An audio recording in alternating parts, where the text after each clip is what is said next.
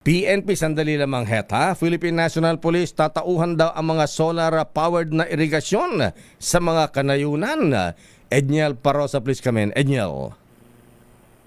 Saka ay magbibigay ng proteksyon ng pambansang pulisya sa mga itatayong irigasyon ng gobyerno sa mga malalayong lugar. Ito ay sa misa ng Memorandum of Understanding na nilagdaan ng PNP Chief Police General Nicolas Torre III at Engineer Eddie Guillen, Administrator ng National Irrigation Administration.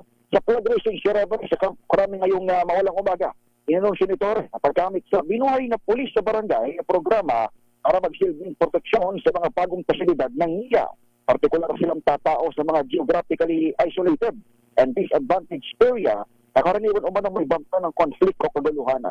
Sabi ni General Torre, paraan din ito para maipakita ang relevant ng PNP hanggang sa paghahantay ng pagkain at tubig ang mga nakatira sa remote areas.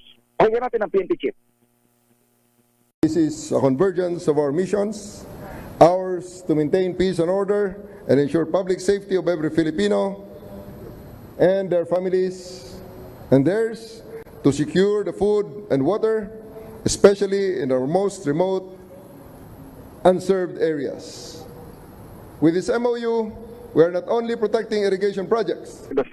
Ito si Edniel Parosa. Edniel. Ulat para sa DZRH. Yes, Lakay. Abay, pagka ba may problema ba dyan, pwedeng itawag sa 911 yan?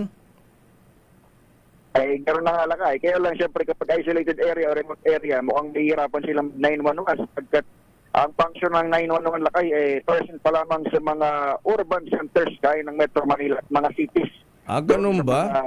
Lalawigan, oo. Okay. Pero isa rin yung dahilan kung bakit itong revitalized police and barangay program daw ng PNP ay kanilang gamit para doon sa physical na pag-frontay doon sa mga solar-powered irrigations ng NIA.